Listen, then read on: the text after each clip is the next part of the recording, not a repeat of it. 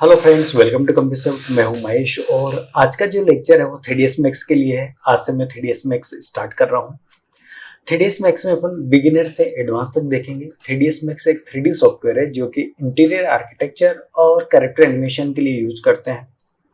इस 3ds max के अंदर बहुत सारे प्लगइन्स भी यूज करते हैं लाइटिंग एंड ऑल के लिए, तो वो भी वन बाय वन करके अपन देखते जाएंगे। तो आज का जो लेक्चर है फर्स्ट लेक्चर है। जो भी इंटीरियर आर्किटेक्चर फील्ड से बिलोंग करते हैं और जो कैरेक्टर एनिमेशन में जाना चाहते हैं, या ये कॉल कर सकते हो कि जिन्होंने ग्रेजुएशन कर लिए पर वो ड्राफ्टिंग करना चाहते हैं और कुछ प्लान्स क्रिएट करना चाहते हैं, रियलिस्टिक में आउटपुट लेना चाहते हैं, तो वो यहाँ से लर्न कर सकते हैं।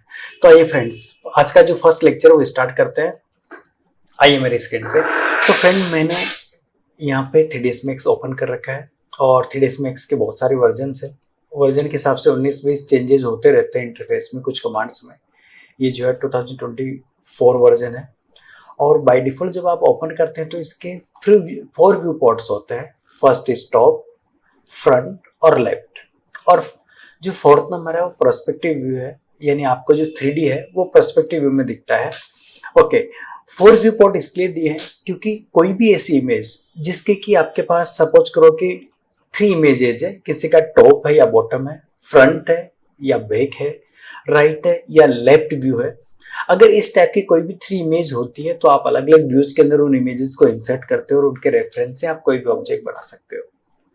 एक चीज और, 3ds मैक्स के अंदर डायमेंशंस ये मान के चले कि आप नन होते हैं, ये रेफरेंस से काम करता है। जब भी आपको एक्चुअल डायमेंशंस के साथ में अगर कोई प्रोजेक्ट बनाना है तो आप ऑटोकैड की फाइल यहाँ पे इंसर्ट करेंगे और उसके बाद में उसके ऊपर प्लानिंग करेंगे। अगर डायमेंशंस के साथ में आपको बनाना है तो बाकी यहाँ पे सारा रेफरेंस फॉर्म से बनता है, ठीक है। आप उसको स्केल फॉर्म के थ्रू वर्क कर देते हो और एंटर कर लेते हो। ओके, हाँ, बट यहाँ से जो बनता है बड़ा रियलिस्टिक बनता है। ओके, तो 4 व्यू पोर्ट्स पे अपन वर्क करेंगे वन बाय वन करके।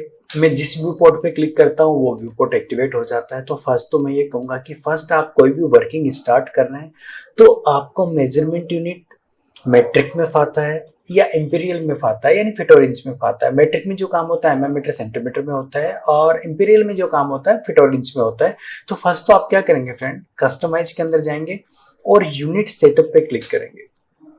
यहाँ से मेट्रिक में काम करना है या यूएस स्टैंडर्ड पे आपको काम करना है। एक चीज और, अगर आपने एक बार आपका स्ट्रीम सेट कर दिया, यूनिट सेट कर दिया, तो बारी बारी से जब भी आप ओपन करेंगे तो आपको स्ट्रीम डिफाइन करने की रिक्वायरमेंट नहीं है। जिस स्ट्रीम पे आप काम कर रहे हैं बाय डिफॉल्ट वो यहाँ पे सेट ही रहती है, अगर आपने एक बार सेट कर दी तो। हाँ, अगर आपने चेंज कर दिया है तो फिर वो बाय डिफॉल्ट जो लास्ट आपने चेंज किया जब भी आप ओपन करेंगे तो वही स्ट्रीम में वो ओपन होगा। तो यहाँ से मैंने यूएस स्टैंडर्ड पे फीट वर्सेस डेसिमल इंचेस पे क्लिक किया है क्योंकि मैं फीट और इंच पे काम करने जा रहा हूँ। और आप चाहें कि मेट्रिक में काम करना है तो मेट्रिक में काम कीजिए, mm सेंटीमीटर में, जिसमें भी आपको वर्क करना है। मैं यूएस स्टैंडर्ड चूज कर रहा हूँ। यहाँ से डिफॉल्ट यूनिट मैंने फिट रखा है, आप इंच भी रख सकते हैं, it's depend on you. Then okay करेंगे यहाँ से। तो फ्रेंड, फर्स्ट तो मैंने मेरा यूनिट सेटअप कर दिया है कि मेरे को किस स्ट्रीम के ऊपर वर्क करना है। ओके, सेकेंडरी, यहाँ पे ये जो व्यू पोर्ट्स दिख रहे हैं उसके अंदर आपको ग्रिड लाइन दिख रही है। ग्रिड लाइन का यूज क्या है पहले तो मैं क्लियर कर दूं आपको। ग्रिड लाइन आप देखेंगे कि जब भी आप स्केच वगैरह कुछ करते हैं ग्राफ पेपर के अंदर, तो ग्रिड लाइन आपका ग्राफ पेपर ही है। पॉइंट टू पॉइंट अगर आपको कोई भी वर्क करना है या स्केल में आपको वर्क करना है तो आप ग्रिड लाइन का यूज करते हैं। ओके, तो ये जो ग्रिड लाइन अगर इसको हाइड एंड शो करना है 3ds मैक्स के अंदर तो कीबोर्ड से खाली जी प्रेस करेंगे, जी फॉर गन, जी प्रेस करेंगे तो जो ग्रिड लाइन है वो वहां से हाइड हो जाएगी, शो भी हो जाएगी वहीं से। ओके, ये इसका 0 पॉइंट है।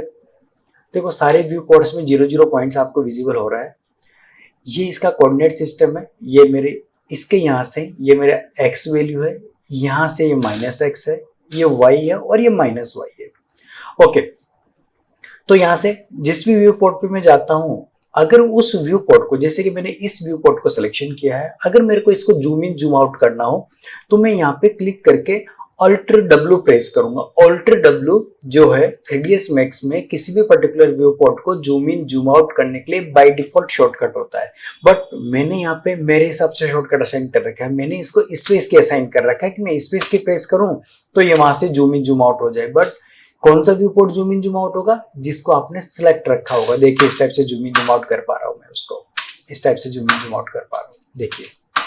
ओके, तो मैं चाहता हूं कि ये जो जूम इन जूम आउट में कर रहा हूं इन व्यू पोर्ट को भी अगर मेरे को शॉर्टकट असाइन करना है कि मैं चाहता हूं कि बाय डिफॉल्ट ऑल्टर डब्ल्यू होता है, बाय डिफॉल्ट जब भी आप 3ds Max इंस्टॉलेशन करते हैं या इंस्टॉलेशन करवाते हैं तो बाय डिफॉल्ट उसका शॉर्टकट ऑल्टर डब्ल्यू होगा जूम इन जूम आउट के लिए। मैंने यहाँ पे स्पेस के असाइन कर रखा है।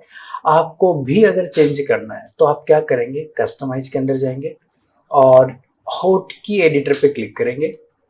यहाँ पे ये सारे केस दिए हैं जो जो भी अपन देखेंगे, जिस भी की के सामने जो शॉर्टकट है उसका वो शॉर्टकट यहाँ पे असाइन किया हुआ है। मेरे को मिनिमाइज मैक्सिमाइज के लिए देना है तो मैंने minimize maximize viewport toggle पे क्लिक किया। देखिए यहाँ पे स्पेस की है, मैंने इसको रिमूव कर दिया और यहाँ पे अल्टर डब्ल्यू प्रेस कर रहा हूँ।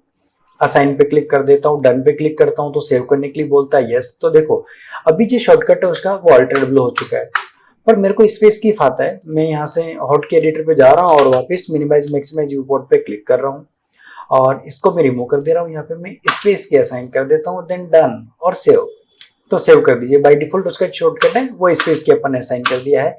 ओके, ये असाइन करने के बाद में अगर मैं चाहता हूं कि यहाँ पे मैं टॉप व्यू पे काम कर रहा हूं पर मेरे को फ्रंट की जगह टॉप चाहिए तो मैं डायरेक्टली टी प्रेस कर दूंगा तो टॉप व्यू आ जाएगा। टॉप की जगह फ्रंट चाहिए तो एफ प्रेस कर दो, फ्रंट आ जाएगा। यानी आपकी वर्किंग के ऊपर डिपेंड करता है, जैसा आपको पता है वैसा आप यूज कर सकते हैं।